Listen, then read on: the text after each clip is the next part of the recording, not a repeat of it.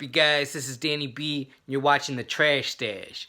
And in this video, I'm going to be doing part 2 of my DVD collection. Alright, here we go.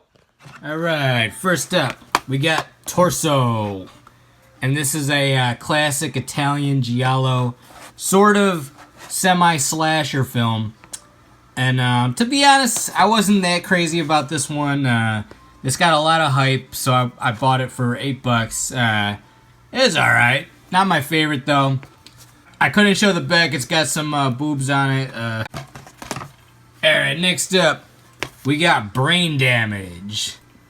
And this is Frank Henenlotter's, I believe, his second movie. This is about a guy that gets a parasite on his brain that wants, I think he wants to eat other people's brains. And it's basically kind of like a metaphor for drugs. So he gets high and kind of lets this alien take control of him. And while he's high, the alien goes around using his body to get around so he can eat other people's brains. It's a lot of fun. Not my favorite Frank Henenlotter movie, but it is pretty good. Yeah, that's Brain Damage. Alright, next up, we got the Hammer Dracula 4-pack with Horror of Dracula, Dracula Has Risen from the Grave, Taste the Blood of Dracula, and Dracula AD 1972. And this was awesome. This was only $10 for all 4 of these. All 4 of these are worth at least $10 each, so huge value in this thing. All pretty good picture quality. I love Dracula AD 72. It's got Caroline Munro in it. The cinematography is kind of reminds me of like Evil Dead or something. Very cool. You know, Christopher Lee is great as Dracula. This one and this one have Peter Cushing in it, who's great as Van Helsing. Awesome movies. Yeah. All four of them are pretty good. Alright, next up, we got The Prowler.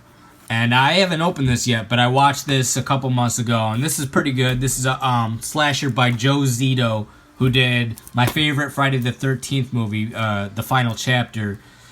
And this one is kind of like in the same style of that. And it's got Tom Savini on the effects, too. This is very good. Definitely worth checking out. That's The Prowler.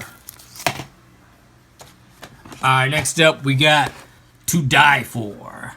This is an awesome 90s thriller with Nicole Kidman.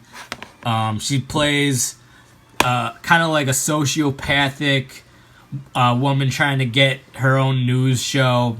And then at one point she's filming a documentary for high school, and she gets these 2 kids to help her kill her husband because she believes her husband's going to hold her back in her TV career. Very cool 90s thriller movie. Semi, like, satirical. Based on a true story, sadly. And then Nicole Kidman is super fine in this. Oop. I'm dropping them.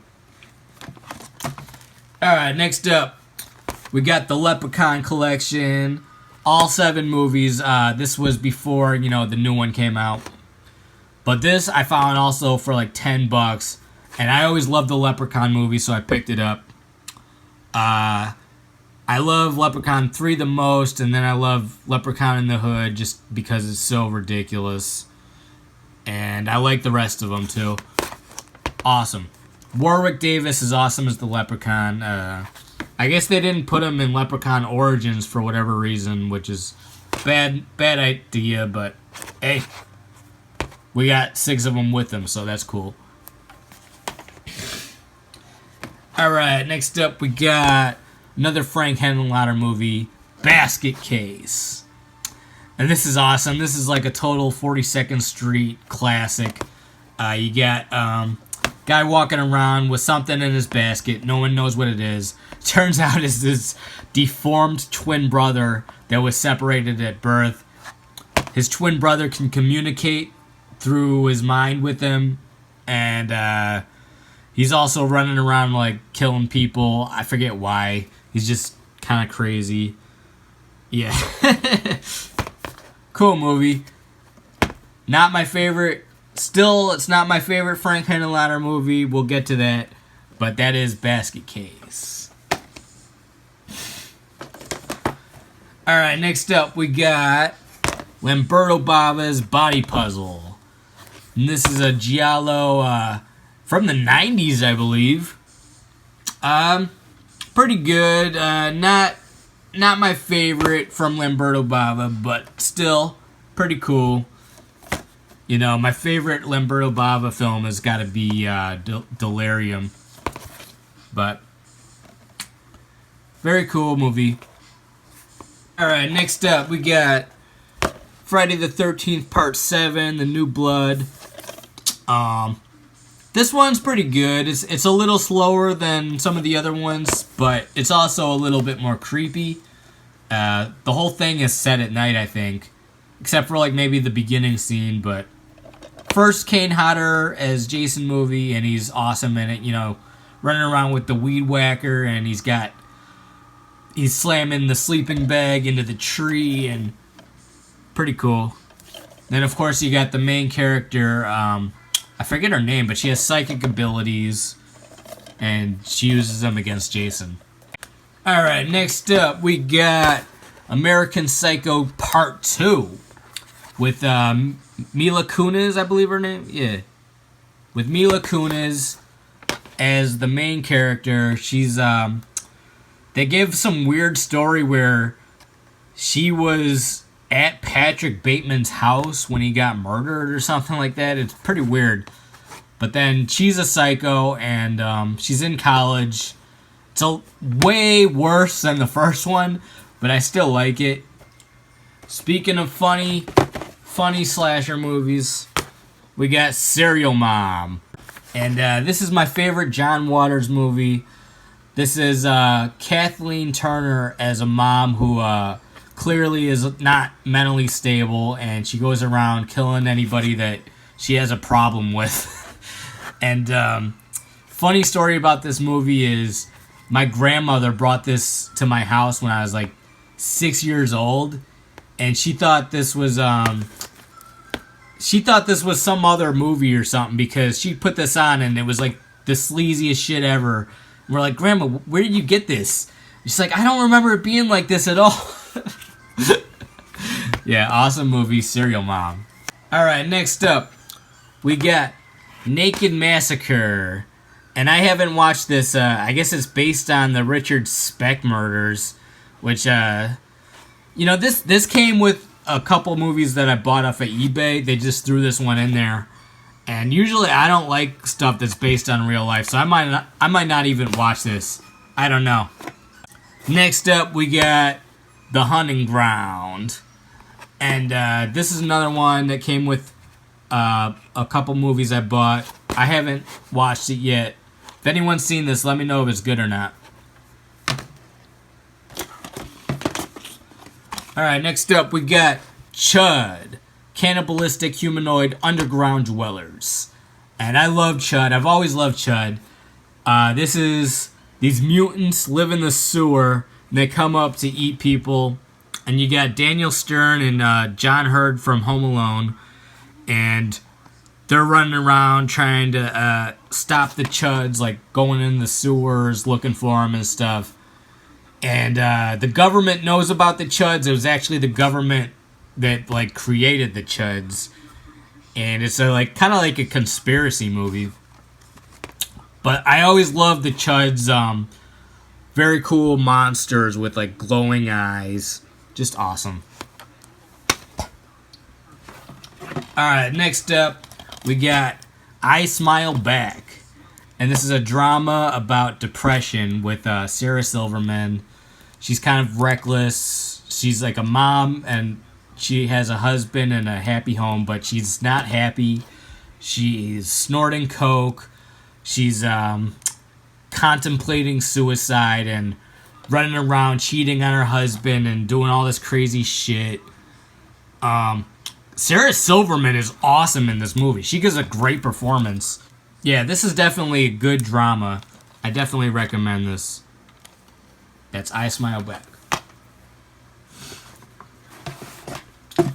Alright, next up, we got The Devil's Rejects. You know, rest in peace to Sid Haig, who passed away this week.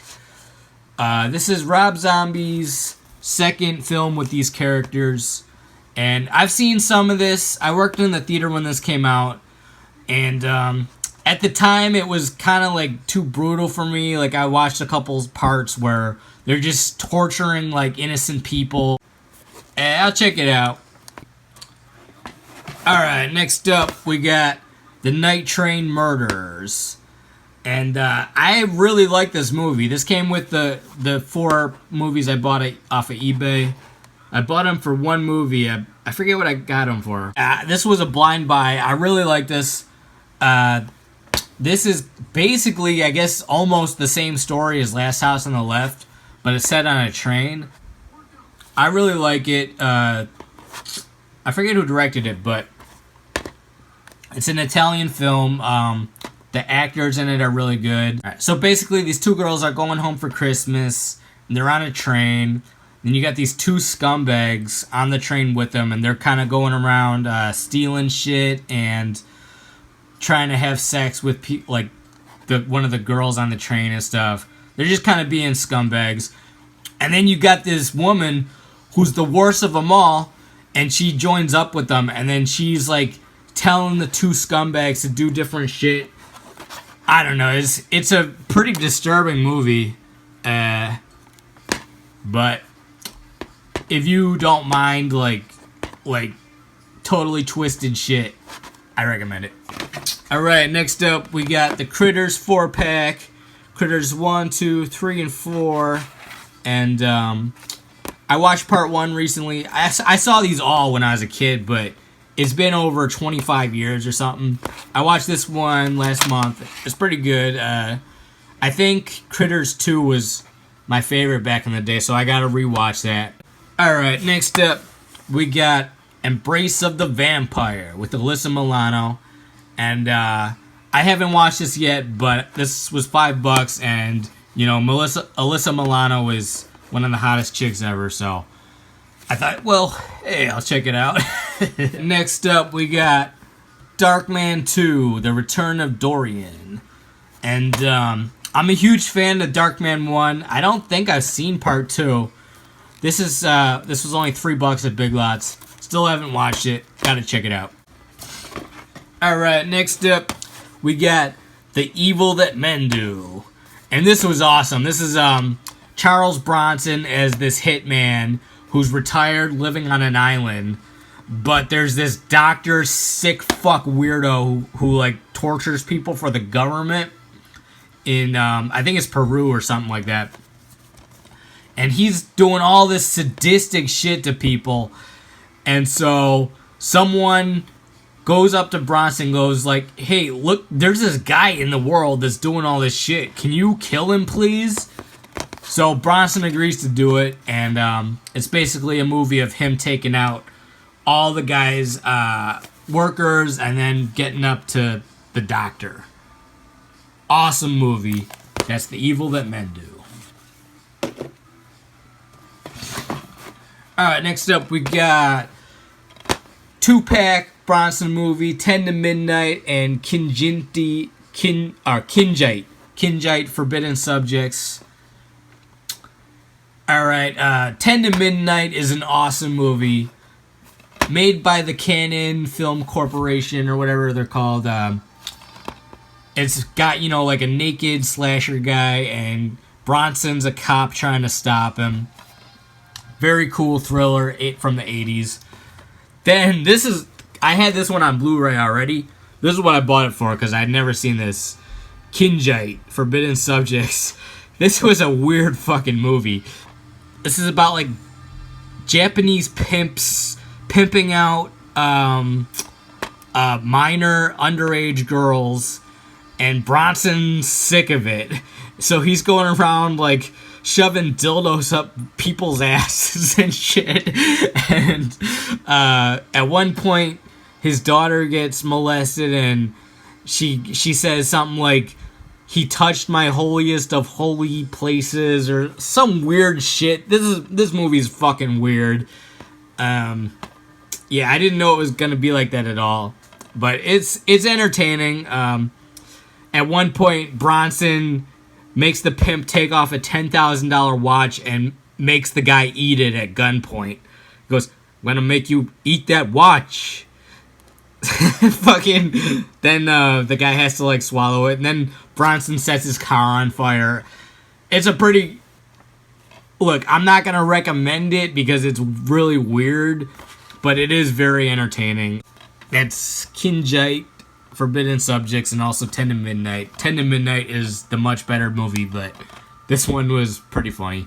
Alright, next up we got the Zombie 3-pack with Lucio Fulci's Zombie 3, co-directed by Bruno Mattei, I think his name was. Then you got Zombie 4, After Death, and Zombie 5, Killing Birds. I haven't watched part 4 and 5 yet. Zombie 3 was alright. Nowhere near as good as the first Zombies, which is actually called, Zombie 2. So that's why this one's part 3. It was okay. And I'll have to watch part 4 and 5. Alright, next up you got The Shining. Look, I'm not a Stanley Kubrick fan. I like The Shining and I like Eyes Wide Shut, but I think the guy was just kind of like a complete piece of shit. Especially what he did to Shelley Duvall. I'm like, fuck this guy. But I do like this movie because of Shelley Duvall, Jack Nicholson, and Scatman Crothers is pretty good in it. Stephen King doesn't like this movie. And I don't blame him, I guess, because they kind of... Stanley Kubrick was kind of arrogant enough to rewrite Stephen King's story. But it is good. Not my favorite horror movie ever, but I do like it. Mainly because of Jack Nicholson.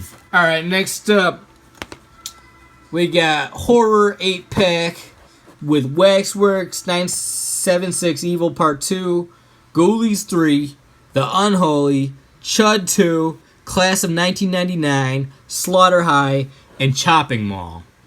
And when I saw all these movies together on one or two DVDs in this thing, I had to get it because it's got a lot of ones that I wanted to get.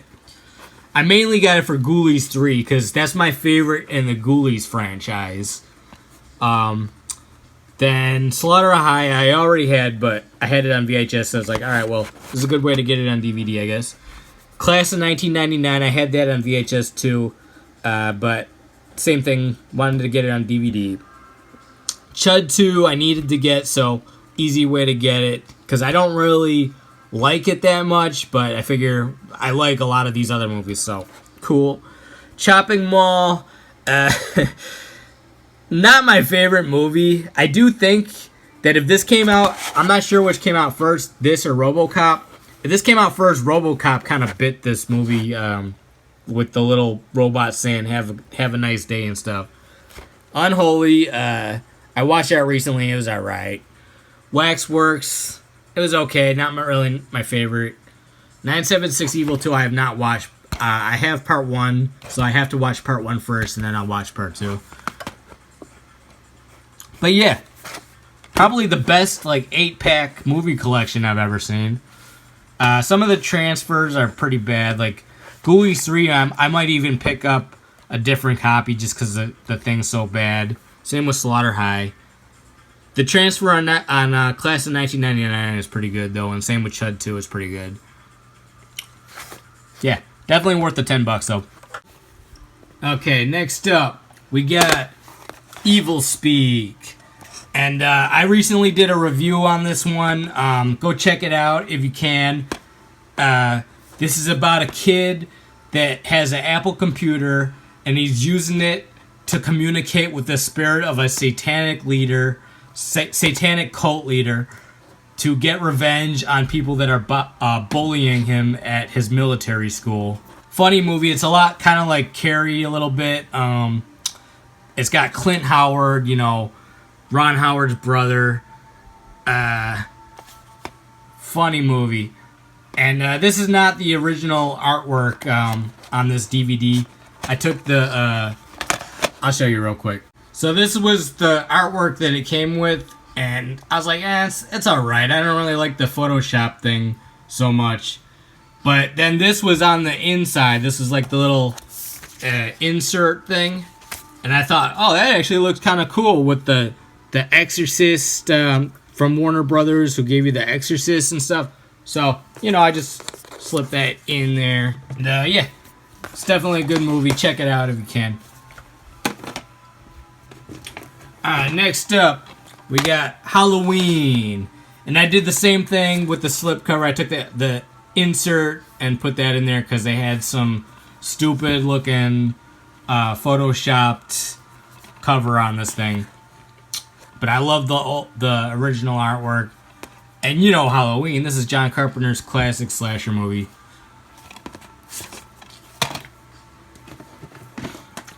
Alright, next up we got 3-pack of Lamberto Bava set. We got A Blade in the Dark, Macabre, and it says Mario Bava's shock, but what the story is, that's his dad, and his dad was sick when he was making this, so Lamberto Bava directed like 90% of this movie. And I always loved Blade in the Dark. I used to have that on VHS. I still have it on VHS, but that was always one of my favorite like Italian slasher movies.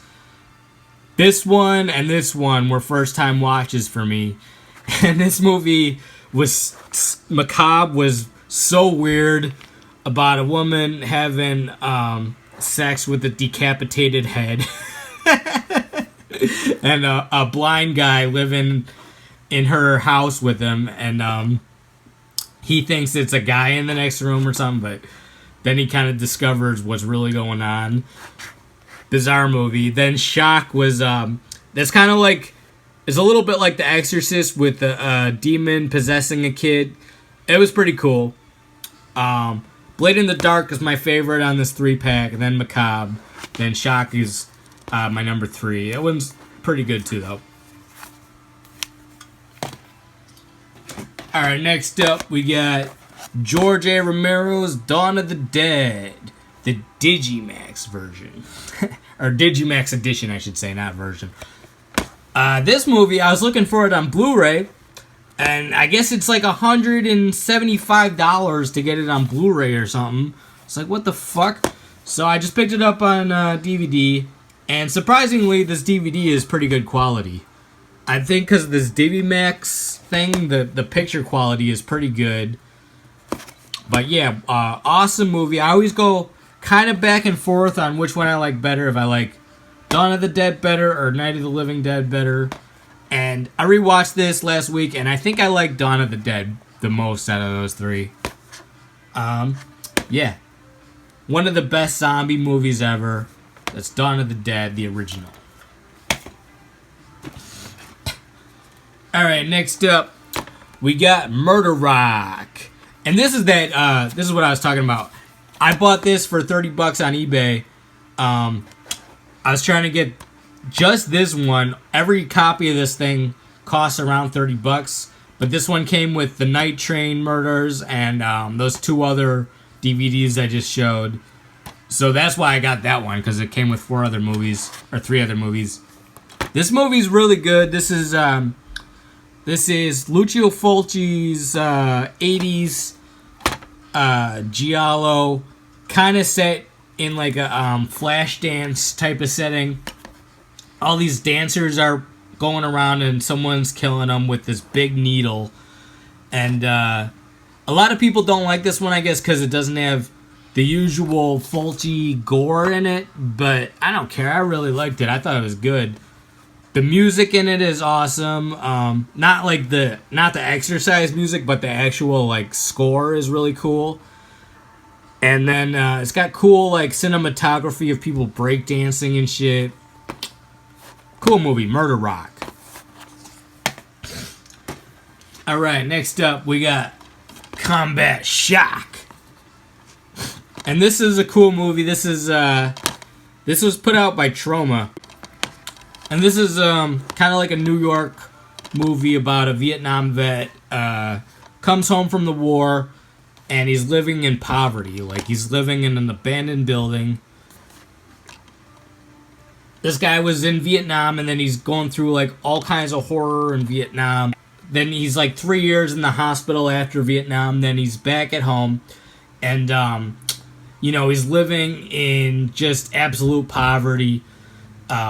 He's got nothing to feed his kid. His kid has Agent Orange deformities. His wife is nagging at him to get a job. And he spends every day looking for a job, and there's nothing out there. His whole city is just like completely fucking torn down fucking rubble. And then you got the mafia harassing him, because I guess he borrowed money from them at one point, so they're like beating him up every day and shit. And he's trying to stay legit, but then he considers robbing people and stuff. And it's just kind of like, it's a really depressing movie, but it's like exploitation at the same time. Like, it's really low budget, and you got like stuff in it that's specifically just going for shock. Cool movie. I only watch it like once in a while because it's pretty bleak, but yeah, I like it. Alright, next up we got my favorite Frank Henenlotter movie, that is Frankenhooker. And this movie is fucking hilarious. This is, a guy has a girlfriend. She dies in a lawnmower accident. He saves her parts. Then he's trying to bring her back to life. And, he doesn't have the right body parts to do it, so he has to go to Times Square and get parts from prostitutes. And the way he does it is he creates super crack and gets them to smoke super crack, and they explode. And then he collects their parts and brings them back home. Just a funny-ass movie. It went way beyond what I was expecting. I thought it was just going to be kind of corny with this girl going around as like a Frankenstein hooker, but I had no idea anyone was going to explode in this movie. It was just fucking hilarious. And it's got a quote from Bill Murray. Let's see. If you only see one movie this year, it should be Frankenhooker. Bill Murray. Alright, and last up, we got the Sleepaway Camp Survival Kit 3-disc, actually 4-disc set.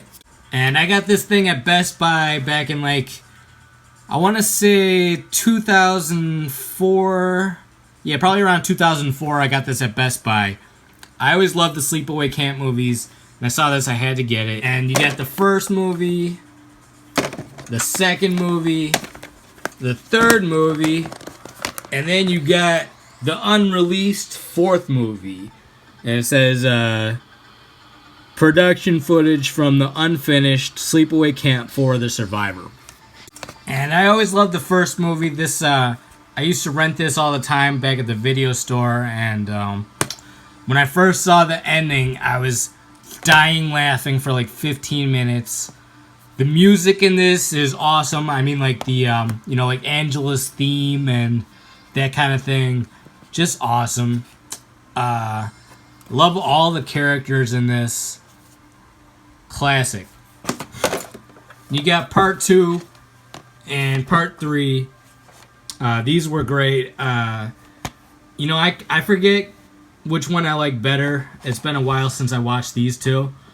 I think I liked part 2, if that's the one where she has the drill. I like that one. And part 3 was cool. I remember that a little bit. Those are fun. I don't think I ever watched the full thing of this, the Survivor. I forget if it's Pamela Springsteen in this or if it's some completely new person. But I never bothered to check out the whole thing just because it's an unfinished movie. It's just scenes that you actually see the director, I think, yell action in it and stuff like that. So basically just a bonus feature. They put this out with a big like a first aid cross on it, but they had to pull it off the shelves because they were actually threatening to get sued by the first aid people for that. So they put it out with this survival kit thing on there. All right, you guys, that's part 2 with the DVD collection. Let me know which ones of those you love, which ones you want to see. Let me know if you want an individual review of any of those. Hit the subscribe, hit the like button, and tell your friends. Comment below. Peace out.